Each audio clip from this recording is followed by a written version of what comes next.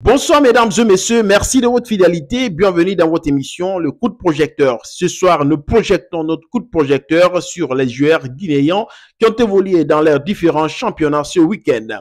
Premièrement, nous allons ouvrir la porte avec Mohamed Madi Camara. Mohamed Madi Camara de PAOK.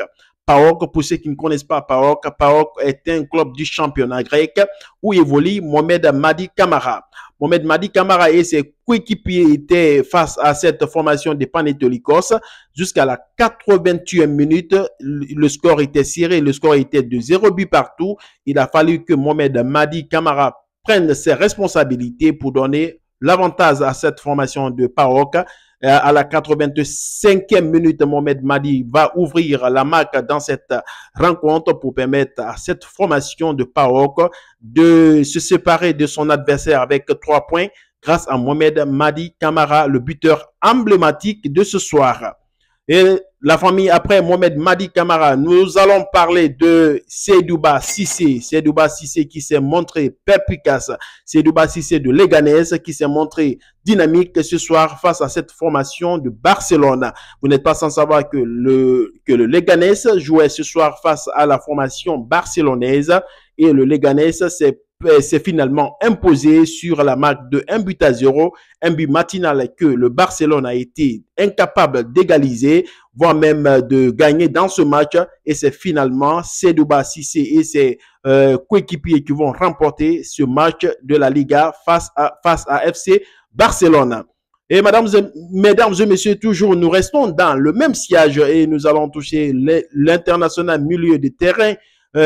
Il s'agit de Morlaye Sylla. Morlaye Sylla qui évolue dans le club portugais appelé Arouca. Arouca qui jouait ce soir face au club de Santa Clara, face à leur adversaire de Santa Clara. Et c'est Arouca qui va avoir beaucoup plus d'arguments dans ce match. Et Morlaye Sylla, titulaire à part entière dans ce match. Morlaye Sylla et ses coéquipiers de Arouca auront l'opportunité de partir avec les 3 points en battant la formation de Santa Clara sur la marque de 1-0.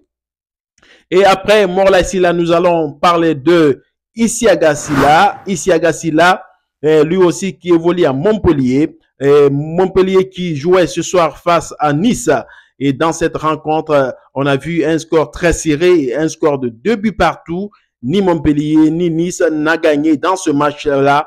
Mais il faut retenir que Isiaga Sylla était titulaire à part entière dans cette belle rencontre qui a opposé cette formation de Montpellier à la formation niçoise. Et mesdames et messieurs, nous allons clôturer la porte avec... Bien avant de clôturer, nous allons d'abord parler de Ilex Moriba de Celta Vigo. Ilex Moriba de Celta Vigo qui jouait ce week-end face à cette formation de Séville. Le Séville et le Celta Vigo, ça a été un match très serré, un match très concentré, mais finalement c'est le Séville qui aura beaucoup plus d'arguments dans ce match-là et va battre le Celta Vigo de Ilex Moriba sur la marque de 1-0. Et mesdames et messieurs, pour finir, nous allons parler de l'international Ballon d'Or. Bien avant que Serhou Guirassy ne s'envole pour le Maroc, il a joué son match de la Bundesliga, un match qui opposait cette formation de Borussia Dortmund à la formation de Hoffenheim. Et le score dans ce match-là a été 1 but partout, bien avant que le futur Ballon d'Or, Serhou Guirassy ne s'envole pour le Maroc, là où il ira prendre son Ballon d'Or. Rendez-vous demain pour la remise de ce prix prestigieux du football africain. Mesdames et messieurs, souhaitons bonne chance à notre Guirassy national et n'oubliez pas de partager, de liker et pour avoir beaucoup plus d'informations sur les joueurs guinéens dans leurs différents championnats. Adios pour la prochaine vidéo. Merci.